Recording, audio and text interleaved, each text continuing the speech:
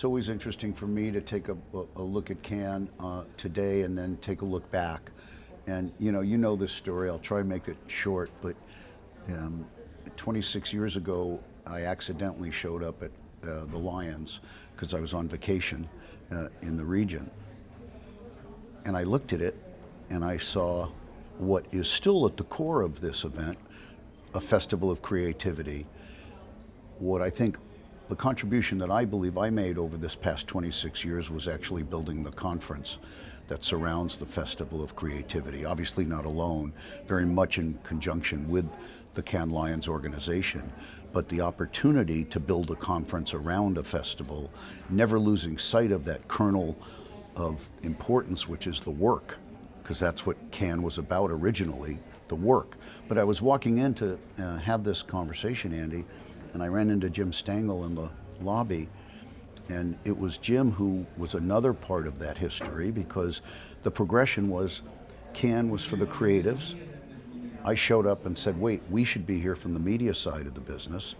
Then the digital players showed up, and then Jim Stengel made the decision at Procter & Gamble to show up. And once the clients came, then everybody came. And that's how the kind of continuum of Cannes. So what do I see different this year? Just more. That's really the answer, just more.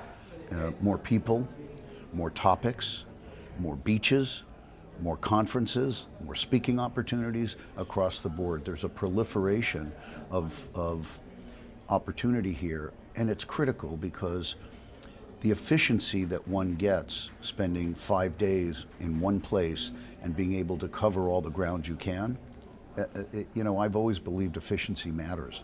There's no place more efficient if you do it right. Michael, tell us about your business and what's going on, and you've scaled rather quickly. You have a number of clients here. Tell us sort of the services, the demand for services that you're seeing. You know, Andy, I've always looked at our opportunity at 3C through the same lens I did with my previous company, which is there was a need for a navigational order at the intersection of marketing, media, advertising, entertainment, sports, and technology. That rolls off my tongue because I've said that many, many, many, many times, but it's where I live effectively in business. And that opportunity right now, in the wake of what is arguably the most transformational moment I've ever experienced, and I'll tell you what I mean by that, because over the arc of my career, Andy, which has been 50 years since I finished graduate school, I think the three most important technological advances would be the introduction of mobile telephony, the PC and the internet era, and AI.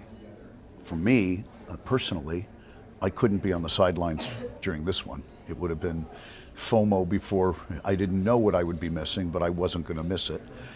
And the opportunity is very robust because what we are bringing to the party at 3C is very practical experience with a deep consultative capability, because the team that I've built at 3C, and we've been fortunate to scale, as you said, relatively quickly, and I want to be thoughtful about how I say this, so I'm going to say it in a thoughtful way. Let's just put it this way. I have more people at 3C that are former McKinsey, Bain, BCG than I do former previous company. So maybe that says something about how I'm looking at it. I've always liked the practical, but the consultative at that level makes a difference. And the result, Andy, is I think the better work product. So I'm really happy with the mix we've put together.